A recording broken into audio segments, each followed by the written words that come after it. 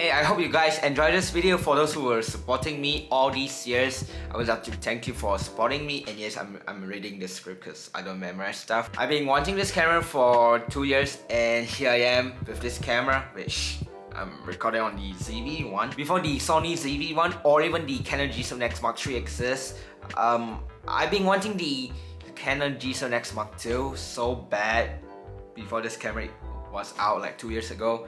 Anyways, I'm gonna make a lot of content out of this camera from now. And yeah, thanks for watching.